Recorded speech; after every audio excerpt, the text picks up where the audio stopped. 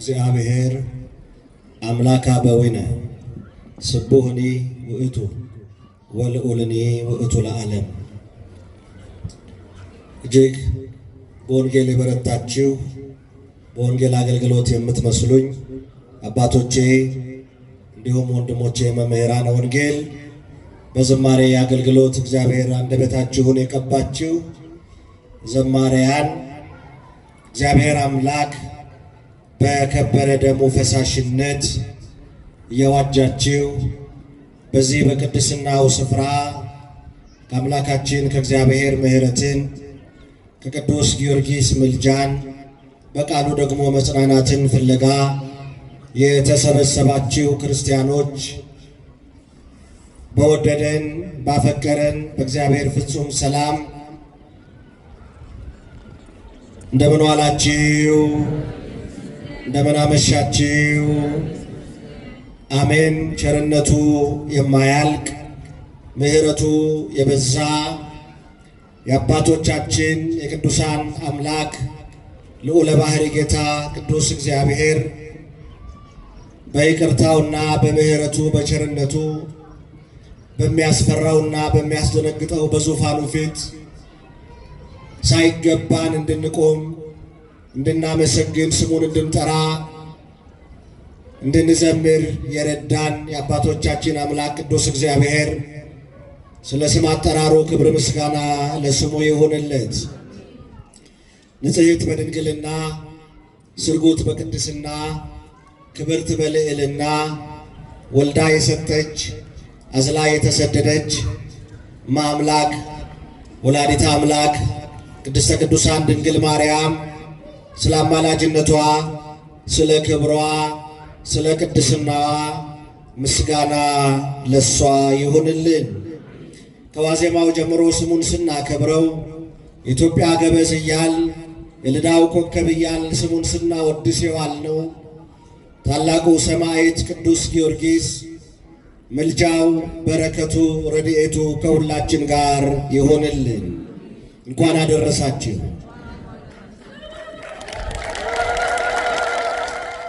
የትምህርታችንን ርዕስ ሁላችሁም ድምፃችሁን ከፍ አድርጋችሁ እንድትናገሩ በቃሉ ስም አሳስባለሁ። እኔ በሉስቲ ክርስቲያን ነኝ፣ በኢየሱስ ክርስቶስ አምናለሁ። እንደግመዋለን። እኔ ክርስቲያን ነኝ፣ በኢየሱስ ክርስቶስ አምናለሁ። ይህንን ቃል የተናገረው ዛሬ ስሙን የምንዘክረው ሊቀ ሰማዕታት የልዳው ኮከብ፣ የስሙ ትርጓሜ ኮከብ፣ ፀሐይ፣ ብሩህ ተብሎ የሚነገርለት ታላቁ ሰማዕት በዶዲያኖስና በሰባ ነገሥታት ፊት ቆሞ የተናገረው ኃይለ ቃል ቅዱስ ጊዮርጊስ ይህንን ቃል የተናገረው ከራሱ አፍልቆ አይደለም።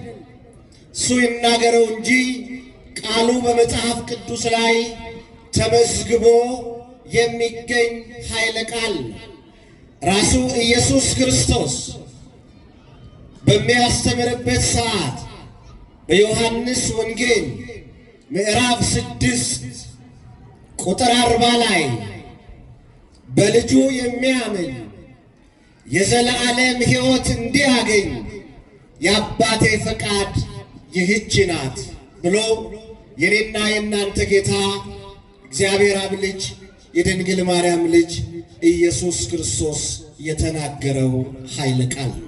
የተወደዳችሁ ክርስቲያኖች፣ ነቢያት የተነበዩት፣ ሐዋርያት የመሰከሩት፣ አንገታቸውን የተቀሉት፣ ዋጋ የከፈሉት፣ የተራቡት፣ የተጠሙት፣ የታረዙት፣ ቆዳቸው የተገፈፈው፣ ጥፍራቸው የተነቀለው፣ በጉድጓድ የወደቁት፣ የተሰደዱት ለዚህ ኃያል ለዚህ ታላቅ ስም ነው። ኢየሱስ ለተባለው ስም ክብር ምስጋና ለአምላካችን ለእግዚአብሔር ይሁን። ወገኖቼ ሐዋርያው ቅዱስ ጳውሎስ ለኤፌሶን ክርስቲያኖች በላከው መልእክቱ ምዕራፍ 5 ቁጥር 17 ላይ የጌታ ፈቃድ ምን እንደሆነ አስተውሉ እንጂ ሞኞች አትሁኑ ብሎ እንደተናገረ የጌታ ፈቃድ ምንድነው ብለው ለጠየቁት ሁሉ የተናገረው ትውልድ ሁሉ ከሰማይ የወረደውን የዘላለም እንጀራ ኢየሱስ ክርስቶስን ያውቁ ዘንድ ነው የእግዚአብሔር ፈቃድ ብሎ መስክሯል። ክርስቲያን ማለት እንደ ቅዱስ ጊዮርጊስ በወዳጅ ፊት ሳይሆን በጠላት ፊት ጭምር፣ በሚያምኑት ሳይሆን በማያምኑት ሰዎች ጭምር፣ በስልጣንም በዕድሜም በኑሮ ደረጃም እኩል በሆኑ ሰዎች ሳይሆን በስልጣን ከፍ ባሉ በሃይማኖት በማይመስሉ በሕይወት በማይመስሉን ሰዎች ፊት ስለማን መመስከር ነው? ተናገሩ። ስለማን መመስከር ነው? ስለ እግዚአብሔር መመስከር ነው። ክርስቲያን ማለት ሶስት መሰረታዊ ነገሮችን የያዘ ማለት ነው። ስንት አልኳችሁ? ሶስት ነገሮችን የያዘ ወይም ሶስት ነገሮች ያሉት ሰው ነው ክርስቲያን ተብሎ የሚጠራው። በደንብ አስተውሉ። ስንት ነው ያልኳችሁ? አንደኛው በእግዚአብሔር ማመን ነው። መልሱልኝ። በማን ማመን አልኳችሁ? በእግዚአብሔር ማመን፣ ሀልዎቱን ማመን። ሰማይና ምድር የሰራው የፈጠረው ያዘጋጀው ካለመኖር ወደ መኖር ያመጣው ፍጥረታትን ሁሉ ያስገኘው የብርሃናትም የጨለማውን ፈጣሪ የሰውን ፈጣሪ በእግሩ የሚሄደውን በሆዱ የሚሳበውንም ባህሩንም የብሱንም ንፋሳቱንም የፈጠረው ማን ነው? ማን ነው ወገኖቼ? ይሄ እግዚአብሔር አለ ብሎ ማመን አንዱ ነው። ሁለተኛው ክርስቲያን ሊኖረው የሚገባው በእግዚአብሔር መታመን ነው። መልሱልኝ። በማን መታመን አልኳችሁ? በማን መታመን አልኳችሁ? እግዚአብሔርን ማመንና በእግዚአብሔር መታመን ይለያያል። እግዚአብሔርን ማመን ላይ ብዙ ሰዎች ቆመዋል። ብዙ ሰዎች አንድ አምላክ አለ፣ እግዚአብሔር የሚባል አለ ብለው ያምናሉ። ብዙ ሰዎች የራሳቸው አመለካከት አላቸው። በስነ መለኮት አስተምህሮ ስኩል ኦፍ ቶት ይባላል። የአስተምህሮ ልዩነት አለ። ለምሳሌ አንዱ ሃይማኖት ስማቸውን ጠቅሼ አልጨርስም፣ ክፉ አምላክና ደግ አምላክ ብሎ የሚጠራው አምላክ አለ። ለምሳሌ የብርሃኑን አምላክ ከጠዋት 12 ሰዓት ጀምሮ እስከ ምሽት 12 ሰዓት ያለውን ደግ አምላክ ይለዋል። ከማታ 12 ሰዓት እስኪነጋ 11 ሰዓት ደግሞ ያለውን ክፉ አምላክ ይለዋል። በዕድሜ በጤና የሚያኖረውን ደግ አምላክ ይለዋል። የሚታመመው የሚሞተው ደግሞ ክፉ አምላክ ያለው ብሎ ያወራል። እኛ ግን ስንት አምላክ አለን? በደንብ አይሰማም። ስንት አምላክ አለን? እግዚአብሔር እስራኤል ሆይ በሉ እስቲ ሁላችሁም ስማ፣ አምላክህ እግዚአብሔር አንድ እግዚአብሔር ነው። ስንት እግዚአብሔር ነው ይላል? ክብር ምስጋና ለስም አጠራሩ ይሁንለት። እግዚአብሔርን ማመን በአንድነትና በሶስትነቱ ማመን እምነት ይባላል። ሁለተኛው በእግዚአብሔር ምን ማለት ነው አልኳችሁ? መታመን። በእግዚአብሔር መታመን ማለት በእግዚአብሔር ላይ ሙጥኝ ማለት፣ በእግዚአብሔር ላይ መጣበቅ። አንተ የኔ ፈጣሪ ነህ፣ አስገኘ ነህ። እሱ ብቻ አይደለም፣ ስወጣም ስገባም ስበላም ስጠጣም በኑሮዬ ሁሉ ጣልቃ የገባ የምታኖረኝ አንተ ነህ። ያላንተ ህልውና የለኝም። ያላንተ መውጣት ያላንተ መግባት አልችልም። ያላንተ ቁጭ ብዬ መነሳት ያላንተ ጠቅልዬ መጉረስ አላምጬ መዋጥ አልችልም ብሎ ነገሩን ሁሉ በእግዚአብሔር ላይ የጣለ ሰው በማን ታምኗል እንላለን? በማን ታምኗል እንላለን? እግዚአብሔር በሉ እስቲ መታመኛዬ ነው። ይሄን ያለው ነብይ እግዚአብሔር ቅዱስ ዳዊት። እግዚአብሔር አምላክ ለሁላችን መታመኛችን ይሁንልን።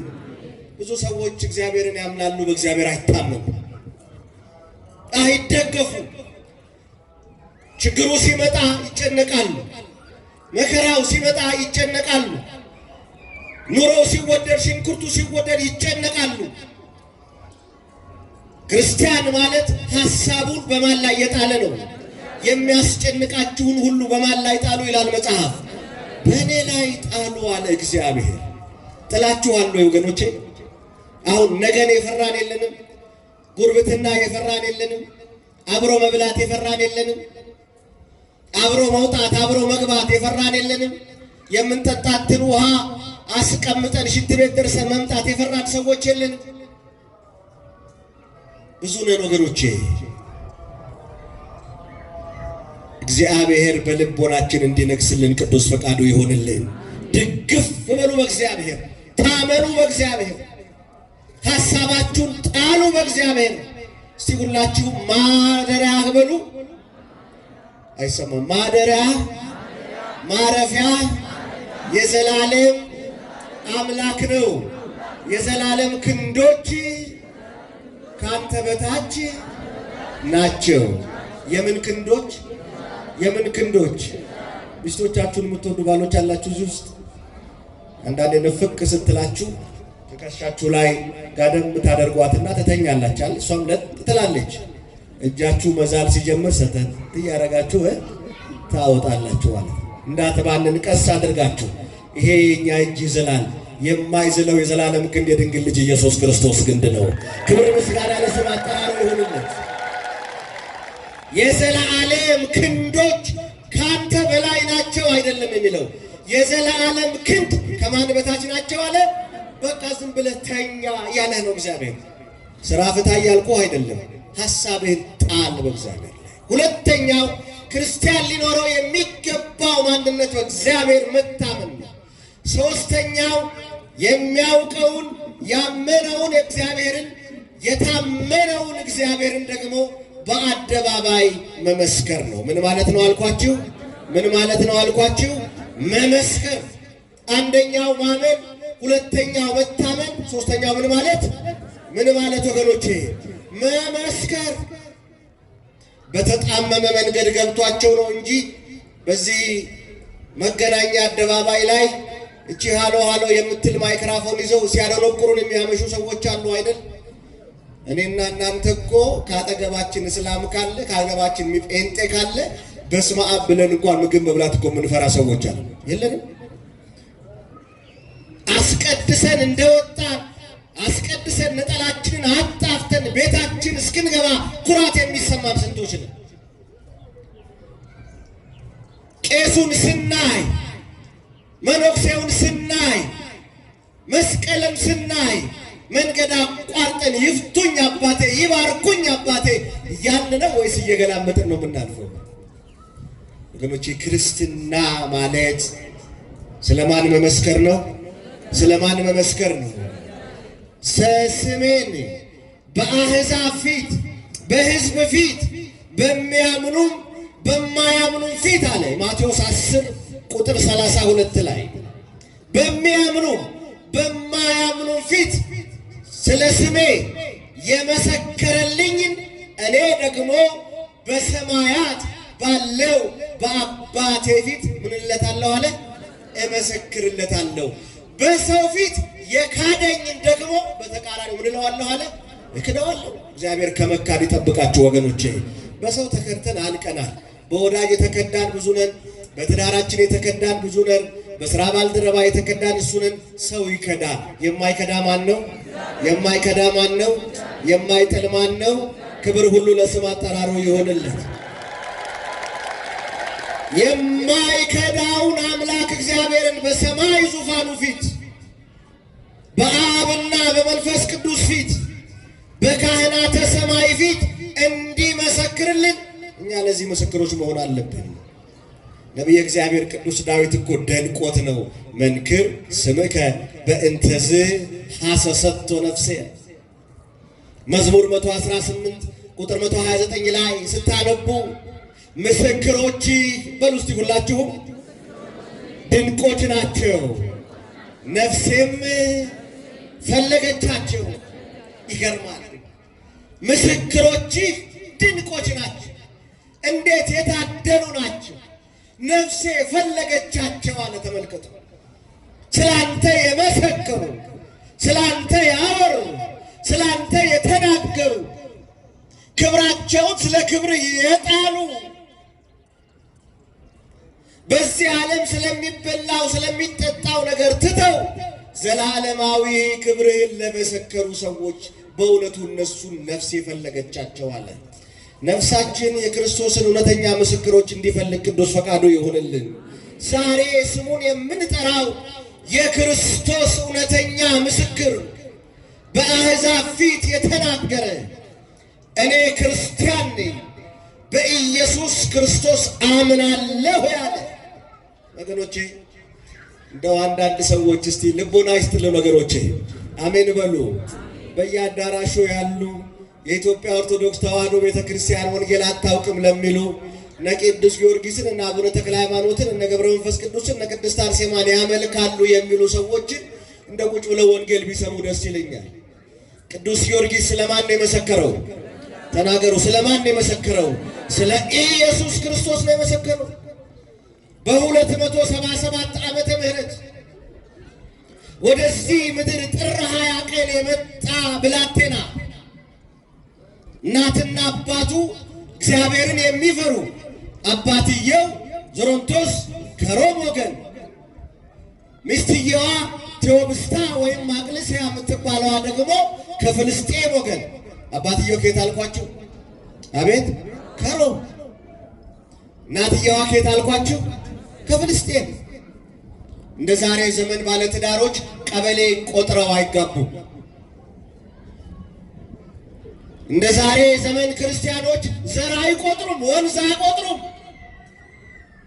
እግዚአብሔር ዘረኝነትን ከምድራችን ነቅሎ ይጣልልን። አሜን በሉ ወገኖቼ። በላን እኮ ጨረሰን እኮ ዘረኝነት።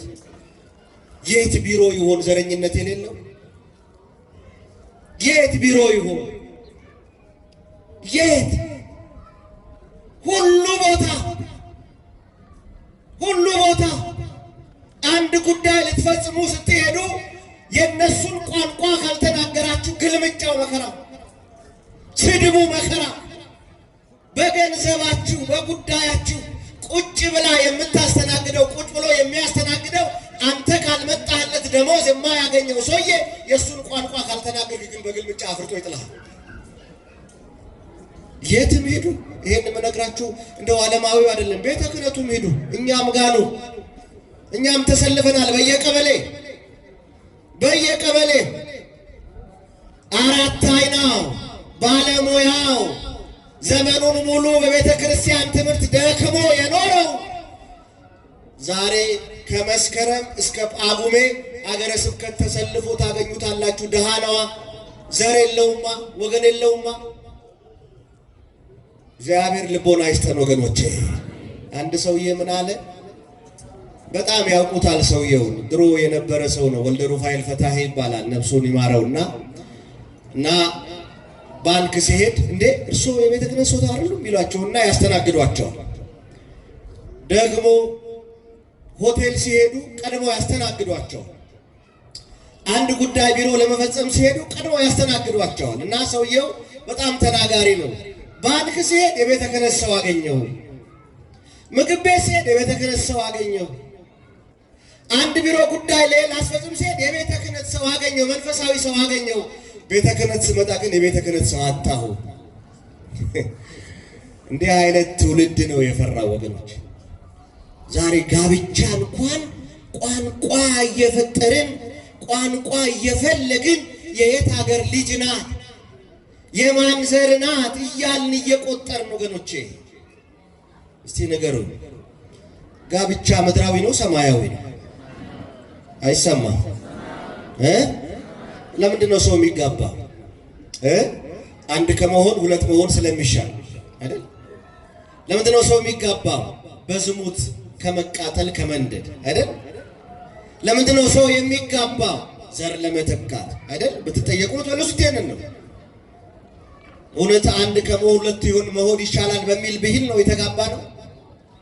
እውነት ክርስቲያኖች ከዝሙት ጠንቅ ለመዳን ነው ባል ሚስቱን ያገባው። ካገባ በኋላ መገናኛ አንድ ጉሽማ፣ ለቡ አንዱ ሽማ፣ ለገጣፎ አንዱ ሽማ ያስቀመጠ የለም። ወገኖቼ ጋብቻ ከዝሙት መንፈስ አይጠብቀን። የጋብቻው ምስጢር ክርስቶስና ቤተ ክርስቲያንን ማሳየት ነው። በመስቀል ላይ የተሰቀለውን ክርስቶስና ያከበረችውን የምትወደውን ቤተ ክርስቲያንን ማሳየት ነው። እግዚአብሔር ለሁላችን መልካም ትዳር ይስጠን ወገኖቼ። የሚገርም ነው። እነዚህ ሰዎች ተጋቡ። እግዚአብሔርን እያከበሩ እግዚአብሔርን እየፈሩ ትዳራቸውን በአግባቡ እየመሩ እግዚአብሔር ልጅ ሰጣቸው። ዛሬ ስሙን የምናከብረው ስሙን የምንጠራው ቅዱስ ጊዮርጊስ ጥር 20 ቀን ተወለደ። ተወልዶ አባት ደስታውን ሲያጣጥም የልጁን ወግ ማዕረግ ሳያይ እንደ ሀበሽኛው ወይም እንደ ሰውኛው ቋንቋ ገና ቅዱስ ጊዮርጊስ 10 ዓመት እያለ አባትየው ሞተ። የእናትነትም የአባትነትም ኃላፊነት በቴዎስታ ላይ አረፈ። እናት ልጇን በስርዓት ኮትኩታ በፈሪሃ እግዚአብሔር ኮትኩታ እግዚአብሔርን በማወቅ ኮትኩታ ቃል እግዚአብሔርን በማስተማር ኮትኩታ አሳደገች። በረከቷ በሁላችን ላይ ይደርብን። መጽሐፍ ምን ይላል? ምሳሌ 22 ቁጥር 6 ላይ ልጅን በሚሄድበት ምራው፣ ባረጀም ጊዜ ከእርሱ ፈቀቅ አይልም ይላል እግዚአብሔር ቃል። በዚህ ሰዓት አደገ። የ20 ዓመት ልጅ ሲሆን ስለ ክርስቶስ ለመመስከር ልቦናውን አነሳሳ። እንደዚች ቅድስት እናት አይነት እናት እንድንሆን እግዚአብሔር ይርዳን። ወገኖች አሜን በሉ። እግዚአብሔር ይርዳን። እስቲ እናቶች እጃችሁን አውጡልኝ። አንዴ የልጆች እናት መልሱ። የልጆች አባት እግዚአብሔር ልጆቻችሁን ያሳድግላችሁ። እስቲ ልጠይቃችሁ፣ ምን አይነት እናት ናችሁ?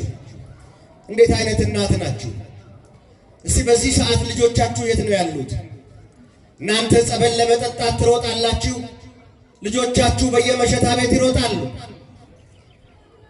እኛ ስጋውን ለመብላት ደሙን ለመጠጣት ጠዋት እንሰልፋለን፣ እነሱ ከየጫት ቤቱ እየተጠረጉ ይወጣሉ። እንዴት አይነት እናቶች ነን ወገኖቼ! እንዴት አይነት አባቶች ነን በዚህ ዘመን ያለን? እስቲ ንገሩኝ፣ ልጆቻችሁ ምን እየሰሩ የሆነ የሚውሉት? አደጋ አለብን ወገኖች። የነገዋ ኢትዮጵያ ታስፈራኛለች። ሁለት አይነት እናቶች በዚህ ምድር ላይ አሉ። ሁለት አይነት በጣም የሚገርሙ ምሳሌ ሊሆኑ የማይችሉ ሁለት አይነት እናቶች። መጽሐፈ ነገሥት ቀዳማዊ ምዕራፍ 3 ቁጥር 16 አንብቡ። አንደኛ መጽሐፈ ነገሥት ምዕራፍ 3 ቁጥር 16 ሁለት ሴቶች ናቸው፣ ወረግቡ ናቸው፣ ነፍሰ ጡር ናቸው። ወራቸው ደርሷል፣ ሊወልዱ ቀናቸው ደርሷል። እየሰማችሁ ነው? ምናቸው ደርሷል አልኳችሁ? ቀናቸው ደርሷል። አንደኛዋ ወለደች። አንደኛዋ በወለደች በሶስተኛው ቀን ሁለተኛዋ ወለደች። እነዚህን እናቶች ልብ ብላችሁ ስሙ። አንደኛዋ ገና በተወለደች በሶስተኛው ቀን ልጇ ላይ ተኝታ ጨፍልቃ ገደለችው። ልጇ ላይ ምን ብላ ገደለችው? ዛሬ ልጆቻችሁ ላይ ተኝታችሁ የገደላችሁ የላችሁ? ዘመናዊ አይፎን ሰጥታችሁ የገደላችሁ፣ ላፕቶፕ ሰጥታችሁ የገደላችሁ የላችሁ? የለንም። ዴንጀር አጥር ሰርተን ትልልቅ ግንብ ገንብተን ልጆቻችንን ከመንደር ዱርዬ ተከላክለን ለዓለም አቀፍ ዱርዬ ያሳልፈን የሰጠን የለንም ወይ? ምንድነው የሚያዩት ልጆቻችን? ላፕቶፕ ሰተናቸው፣ ስማርትፎን ሰተናቸው ምን እያዩ ነው ይሆን? ምን እየተመለከቱ ይሆን? ወገኖቼ ግድ የለሽ ልጆች እየወለድን ነው ያለነው። ግድ የለሽ ልጆች፣ ለቤተሰቦቻቸው ግድ የሌላቸው፣ ለእናት ለአባቶቻቸው ግድ የሌላቸው፣ ድንገት ቲክቶክ ላይ ብቅ ብለው ተሰናብተው ቻው እንግዲህ ባይ ባይ ብለው ማታ ገብተው እየታነቁ የሚሞቱ ልጆች፣ ሚበላ ሳይጠፋ ሚጠጣ ሳይጠፋ የሚለበስ ሳይጠፋ ተንደላቀው የኖሩ በርገር እየበሉ ታንቀው የሚሞቱ አዲስ አበባ ከተማ ላይ ብቻ በሳምንት ውስጥ 5-6 ወጣቶች ታንቀው የሚሞቱ እየተቀበሩ ነው ያሉት። በእያንዳንዱ ቀን ይሄን መርዶ እየሰማን ያለነው። ተኝተን ልጆቻችንን ጨፍልቀን የገደልናለን። አንደኛዋ ደግሞ ገና ወልዳ ልጁን እዚያ ጥላ እሷ እዚህ ተኝታ አሳቧን ጥላ የተኛችና ሕያው ልጇን በሬሳ የቀየረች ነው። ሬሳ ልጅ የተቀየረባት ወገኖቼ፣ ልጆቻችን እንደዚህ ናቸው። ጠዋት ቦርሳ ይዘው ይወጣሉ፣ ማታ ይመለሳሉ። ደብተራቸውን አናይ፣ የሚሰሩትን አናይ። ግድ የለሾች ነን። ሕያው ልጅ ልከን ሬሳ እየመጣ ነው በየጠዋት ሬሳ። ግብረ ሰዶማዊ ልጅ ሬሳ፣ ጫት ቃሚ ልጅ ሬሳ፣ ድንጋይ ወርዋሪ ልጅ ሬሳ፣ ጳጳሳትን የሚሳደብ ልጅ ሬሳ። መጽሐፍ በኤፌሶን ምዕራፍ 6 ቁጥር 2 ላይ ወላጆች ሆይ ልጆቻችሁን በጌታ ተግሣጽና በምክር አሳድጉ ነው የሚለው የእግዚአብሔር ቃል። አትቅጡ አይልም። አንተ የነተበ ሸሚዝ እየለበስክ ብራንድ ሸሚዝ እያለበስክ ልጅህን አሳድገሃል፣ ግን እየቀጣህ አሳድግ። ይህ መጽሐፍ ቅዱሳዊ ሕግ ነው ወገኖች። የነገዋ ኢትዮጵያ የምታሳስባችሁ ከሆነ ልጆቻችሁ ላይ ስሩ። የነገዋ ኢትዮጵያ የምታስጨንቃችሁ ከሆነ አሁን እግዚአብሔርን አመስግኑ ወገኖቼ። እዚህ ቤተክርስቲያን ላይ ጠዋት ውለው የሚያመሹ ወንጌል ሲሰሙ፣ ሲዘምሩ፣ ሲያመሰግኑ፣ ሰንበት ትምህርት ቤት አቧራ ሲጠርጉ፣ ምንጣፍ ሲያነጥፉ ወጣቶችን ካያችሁ እግዚአብሔርን አመስግኑ ወገኖች። በጣም ወደ አንድ ሀገር ከኢትዮጵያ ውጭ ለአገልግሎት በወጣሁበት ሰዓት የሰማሁትን ነገር ልንገራችሁ። ያየሁትን የሰማሁትን አይደለም፣ ያየሁትን በአይኔ ያየሁትን። ምሳ እየበላን የካህን ልጅ ናት እና ራቁት ቀረሽ አለባበስ ለብሳ ስትወጣ እዛ የነበርን ሰዎች እንደው ገጠሪ ነን መሰለን አማተምን ሁላችንም። እንዴ ምን ማለት ነው ቀሲስ እንደዚህ አይነት አለባበስ? አባዬ ቻው ብላ ወጣች። ባይ ብላው። አሁን በአማርኛ ነው ነገራችሁ፣ በእንግሊዝኛ ነው እሱ አይልች እና ጡት መያዣ ነው ያለው፣ እንደ ፓንት ነው ላይ ዋላ እያለ እንዴ ምን ማለት ነው ስለው ጸልዩልኝ ልጄ ሚስት ይዛብኝ እንዳትመጣ፣ ሴት ሚስት ይዛብኝ እንዳትመጣ እንጂ እንደዚህ መውጣቷንማ ይሄማ ትልቅ ነገር ነው አለ። ምን ጸልየው ሴት ወጣ ሚስቴ ናት ብላ ሴት ይዛ መጣ እንዳታስተዋውቀኝ ነው ምጸልየው። በዚህም ዘመን እንዲህ እየሆነ ነው ያለው ወገኖች፣ እንዲህ እየተፈጠረ ነው ያለው። ተቆጣጠሩ ልጆቻችሁ። ራስ ወዳድ ልጆች እየተፈጠሩ ነው ያሉት። እናንተ መከራ በልታችሁ ምን እንደምታመጡ የማይገባችሁ ግድ የለሾች። ይሄን አምጣ ይሄን አድርግ ታደርጋላችሁ። አፈር ከድሜ ግጣችሁ ታደርጋላችሁ። ጥሩ ነው አድርጉ አታድርጉ አንልም፣ ግን ስርዓት ያዙ፣ ስርዓት አስይዙ። ቅዱስ ጊዮርጊስ እንዲወለድ፣ አቡነ ተክለ ሃይማኖት ዛሬም እንዲወለዱ፣ አቡነ ገብረ መንፈስ ቅዱስ ዛሬም እንዲወለዱ፣ ቅድስት ክርስቶስ ሰምራ ዛሬም እንድትወለድ፣ ቅድስት አርሴማ ዛሬም እንድትወለድ ልጆቻችንን በፈረሃ እግዚአብሔር እየኮተኮትን እንድናሳድግ አምላካችን እግዚአብሔር ይርዳል። ወገኖቼ ነፃነት አይደለም በየቴሌቪዥኑ መዳራት ሲያዩ እንዲያመሹ በር ዘግተው ዱርይነት እንዲማሩ አታድርጓቸው። ፈሪሃ እግዚአብሔርን የኮተኮተች ያሳደገች እጅ ሴት ገና በ20 ዓመቱ እግዚአብሔርን አውቆ እግዚአብሔርን ተረድቶ ኢየሱስ ክርስቶስ የሕያው እግዚአብሔር ልጅ ከብርሃን የተገኘ ብርሃን ከእውነተኛ አምላክ የተገኘ እውነተኛ አምላክ የተወለደ እንጂ ያልተፈጠረ በባህሪው ከአብ ጋር የሚተካከል ሁሉ በእርሱ የሆነ በሰማይ ካለው በምድርም ካለው ያለ እርሱ ምን የሆነ እንደሌለ የተረዳ ያወቀ ቅዱስ ጊዮርጊስ በዛሬው ዕለት ወገኖቼ ሊመሰክር በአደባባይ የተሰለፈበት የቆመበት ቀን። የቅዱስ ጊዮርጊስ ምልጃ በረከት ከሁላችን ጋር ይሁን። በዚህ ሰዓት ስለሱ ብዙ ነገር ማውራት መናገር እንችላለን። በአደባባይ ዱዲያኖስ በተባለ ጨካኝ ንጉሥ ፊት ቆሞ እኔ ክርስቲያን ነኝ በኢየሱስ ክርስቶስ አምናለሁ ብሎ በተናገረ ጊዜ ዝም አላለው።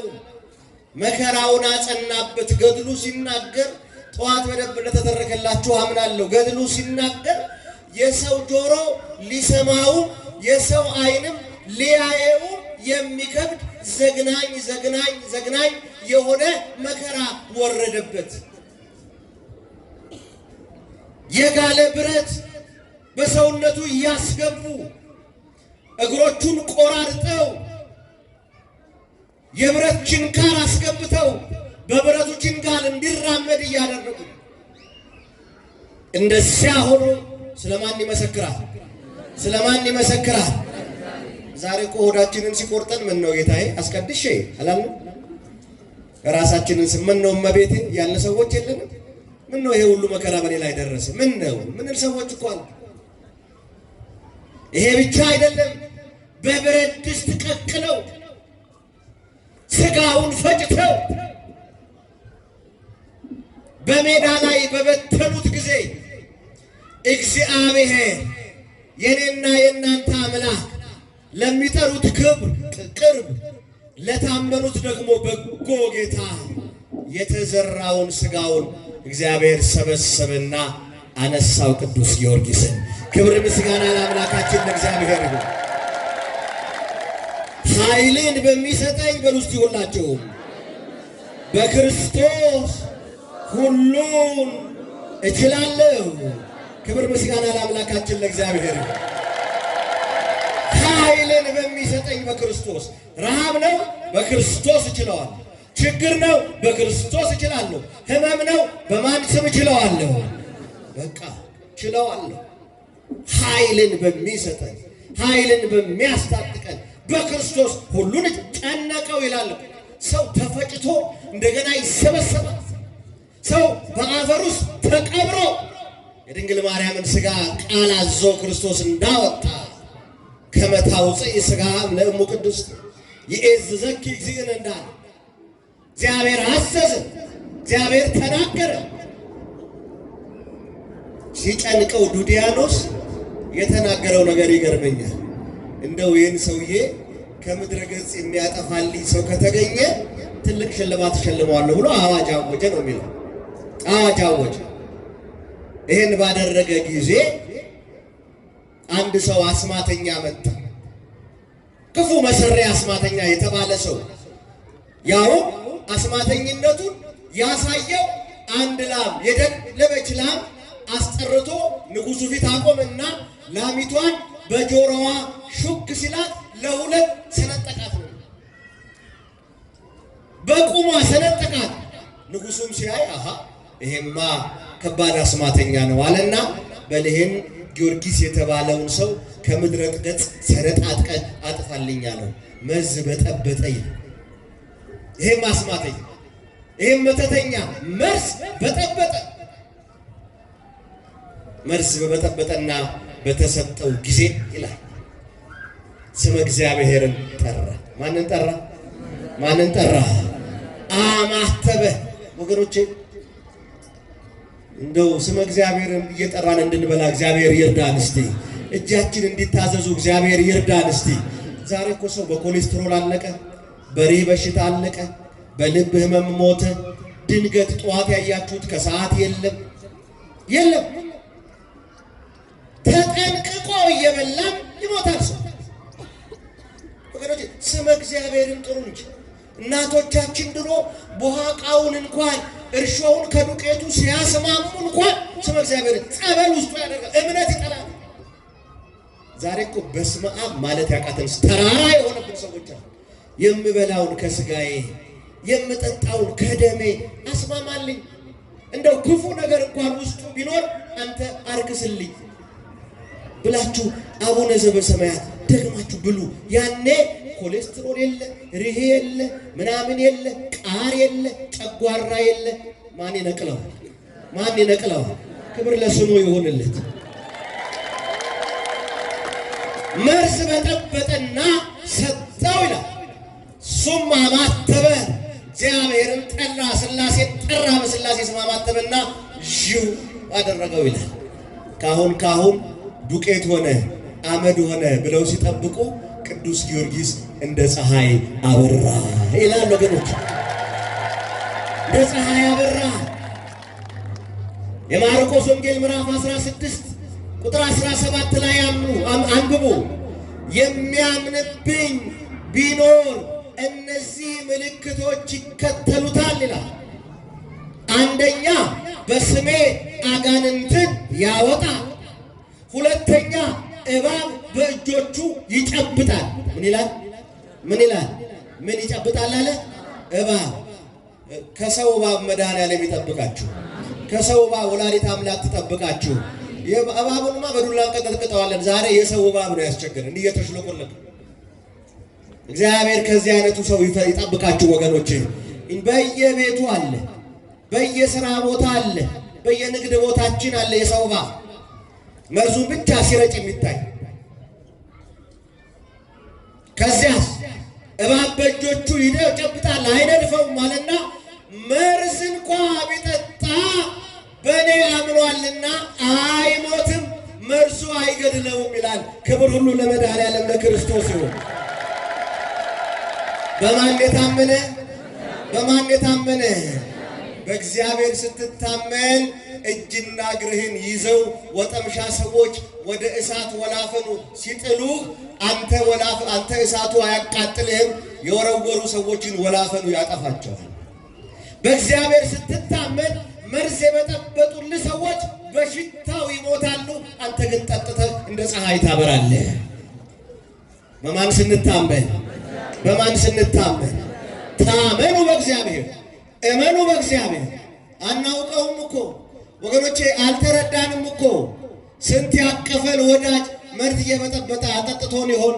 ስንት እንጀራ ላይ የተበጠበጠ እንጀራ ማነው መርዝ በልተን ይሆን? አናውቅም እኮ። ማን ጠብቆን መሰላችሁ? ማን ረድቶን መሰላችሁ? እኔ ካንተ ጋር ነኝና አትፍራ ያለ መድኃኔዓለም ክብር ሁሉ ለስም አጠራሩ ይሁንለት። አዎ የሚያስገርም ነው። ስንቱን ተናግረን እንጨርሰዋለን። በቢላ በሳንጃ በሰይፍ ባጨዱት በተረተሩት በጋለ ብረት በወጉት ባቃጠሉት በፈላ ውሃ በከተቱት ጊዜ ቅዱስ ጊዮርጊስ ተፈወሰ። ቅዱስ ጊዮርጊስ እግዚአብሔር ረዳቱ ነበርና በሕይወት ቆመ፣ መሰከረ። የሚገርም ነው። ምስክርነቱ ያስደንቃሉ። እንደውም አንድ ጊዜ ይላል አንዲት ድሃ ምስኪን ብላቴና ልጇ በሽተኛ ድሃ ናት። በዚህ ላይ ልጇ ጆሮ አይሰማ፣ አይኑ አያይ፣ እግሩም አይራመድ ሕፃን ልጅ ወልዳ ነበርና መቼም ሰው ስለሆነ ሕፃን ልጇ ረሃቡ ሲያስጨንቃት ደሳሳ ጎጆዋ ውስጥ ጥላ እንጀራ ፍለጋ ለልጇ የሚበላ ነገር ለመለመን ወደ መንደር ወጣች ይላል።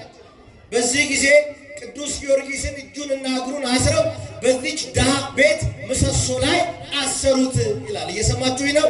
በማን ምሰሶ ላይ? በዚች ድሃ ቤት ምሰሶ ላይ አሰሩት። እሷ እንጀራ ፍለጋ ወጣለች፣ ለልጇ የሚበላ ነገር ለመለመን ወጣለች። በዚህ ሰዓት የታሰረበት እንጨት ደረቅ እንጨት ለመለመና እዚያው ቤት ላይ አፈራ፣ ትልቅ ዛፍ ሆነ። ይህንንም ጠላት ራሱ ዱድያኖስ አየው ይላል። ክብር ምስጋና ለአምላካችን ለእግዚአብሔር ይሁን። ቁራሽ እንጀራ ለመለመን ሄዳ ያንንም ቁራሽ የሚበላ አታ እያለቀሰች ወደ ቤቷ ስትመጣ ብረት ድስቱ የለ፣ ጋኑ የለ፣ ምኑ የለ፣ በእህል ተሞልቶ ጠበቃት ይላል። ቅዱስ ጊዮርጊስ ወደ ቤታችሁ ይግባ ይግባ። አምላኮሙ ለክርስቲያን ተመስሎ ሰባ መጽሐፈ ያለች አምላኮሙ ለክርስቲያን የክርስቲያን አምላኮች ሰው መስሎ ወደ ቤት የመጣ ወደ እኔ መጣ አለች። ተመልከቱ። ቅዱስ ጊዮርጊስ ወደ ትዳራችሁ ይምጣ፣ ወደ ንግዳችሁ ይምጣ፣ ወደ ጤናችሁ ይምጣ፣ ወደ ልጆቻችሁ ይምጣ።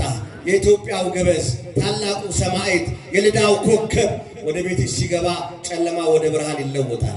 እንባሽ ወደ ሳቅ ይለወጣል። በሽታሽ ወደ ጤና ይለወጣል። ካቀረቀርሽበት ቀና ትያለሽ፣ ካቀረቀርንበት ቀና እንላለን። ክብር ምስጋና ለአምላካችን ለእግዚአብሔር ይሁን። ወገኖቼ ክርስቲያኖችንን አማኞችንን እግዚአብሔርን እንመን፣ በእግዚአብሔር እንታመን፣ ስለ ስሙ እንመስክር። ክርስቲያን ማለት ይሄ ነው። ዛሬም መታረድ አለ፣ ዛሬም መሰዋት አለ፣ ዛሬም መሰደድ አለ። መከራውን እያየነው ነው። እነ ቅዱስ ጊዮርጊስ የቀመሱትን መከራ ወንድሞቻችን በአርሲም በዚያም በዚህም ያሉ እየታረዱ እየቀመሱት ነው፣ እያየን ነው። እናት ከነ ልጇ እየታረደች ነው። ነፍሰ ጡር ሴት ሆዷ እየተቀደደ እየሞተች ነው። ዛሬም ሰማዕትነት አለ ወገኖቼ፣ አለ። ቆራጥ ሁኑ ሁኑ ወገኖች። እኛ አዲስ አበባ ላይ ነው ያለነው፣ በሞቀ ከተማ ነው ያለነው። የላመ ጣመ እየበላን ነው። ችግር የለብንም። ደልቀቅ ብለን ሃይማኖት ያውም ሰባኪ እገሌ የሚባል ታዋቂ ሰባኪ እገሌ የሚባል ታዋቂ ዘማሪ ይመጣል እየተባለ ሰባኪ እያማረጥን ቃል እግዚአብሔር እየሰማን ነው። ዘማሪ እያማረጥን ቃል እግዚአብሔር እየሰማን ነው። ዛሬ ያየነውን ሊቀ ጳጳስ የሚቀጥለው ንግስ ላይ ሌላ ጳጳስ እየመጣ እየተባረክን ነው። ዘመን ይመጣል፣ ዘመን ይመጣል፣ ጊዜ ይመጣል። ተንደላቀን የምንሰማውን ቃል የማንሰማበት ዘመን ይመጣል። ትንቢተ አሞጽ ምዕራፍ 8 ቁጥር 11 ላይ በመጨረሻው ጊዜ እኔ እግዚአብሔር በምድር ላይ ረሃብን ልካለሁ፣ ሰዎች ሁሉ ይራባሉ። ጌታ ሆይ ተርበናልና አብላን፣ ተጠምተናልና አጠጣን ይሉኛል፣ እኔ አልሰማቸውም፣ ዝም እላቸዋለሁ ይላል። እስቲ አሜን በሉ። እግዚአብሔር ዝም አይበለን፣ እግዚአብሔር ዝም አይበለን። ዝም እላቸዋለሁ ይልና የሚራቡት እንጀራ አይደለም ቃሌን ይራባሉ ይላል። ወገኖቼ ይራባሉ። ቅዱስ ጊዮርጊስ በዱድያኖስ ፊት ቆሞ፣ በሰባ ነገሥታት ፊት ቆሞ፣ በከሃዲያን ፊት ቆሞ እግዚአብሔርን ሰበከ፣ ስመ ክርስቶስን ጠራ። የሚያስደንቀው ቤተ መንግሥት ገብቶ ሲታሰር እንኳን እጅና እግሩ ታስሮ ባልታሰረው ይመሰክር ነበር። የሰማችሁ ነው። ምን ባላለው አልኳችሁ? ባልታሰረው አንደበቱ ይመሰክር ነበር። ለማን? ለዱድያኖስ ሚስት። ኢየሱስን እመኚ፣ አምላክሽን እመኚ፣ ጌታሽን እመኚ። የሞተልሽ እሱ ነው። ዋጋ የከፈልልሽ እሱ ነው። ወደዚህ ምድር ያመጣሽ እሱ ነው። ስለዚህ ስጋን የሚገድሉትን አትፍሪ። ወንጌል እየጠቀሰ ይልቁንስ ስጋንና ነፍስን ጠቅልሎ ወደ ሲኦል የሚወስደው የሚከተው እሱን ፍሪ። እሱ ማን ነው ስትለው ኢየሱስ ይባላል። የዱድያኖስ ሚስት እንኳን አምና ኢየሱስ ክርስቶስን መስክራ ሞተች፣ በሰማዕትነት ነው የሚለው። ዛሬ እኔና እናንተ ላይ ያለው ዱድያኖስ ምንድነው? ዝሙት። እኔና እናንተ ላይ ያለው ዱድያኖስ ምንድነው? ዘረኝነት። እኔና እናንተ ላይ ያለው ዱድያኖስ ምንድነው? አድመኝነት፣ ምቀኝነት፣ ሐሜት፣ ክፋት። ይሄን ሁሉ አርቀን ስጋውን በልተን ደሙን ጠጥተን የስሙ ቀዳሽ የክብሩ ወራሽ እንድንሆን አምላካችን እግዚአብሔር ይርዳን። የቅዱስ ጊዮርጊስ በረከት ከሁላችን ጋር ይሁን። እሱ ዛሬ በሰማዕትነት አንገቱ ተቀልቶ ባለፈ ጊዜ ከአንገቱ ላይ ውሃ ደም እና ወተት ፈለቀ ይላል። ወገኖቼ ይሄ ታላቅ ሰማዕት በረከቱ ይደርብን። እልል ብላችሁ አመስግኑ። ምልጃው አይለየን። ወስብሐት ለእግዚአብሔር አሜን።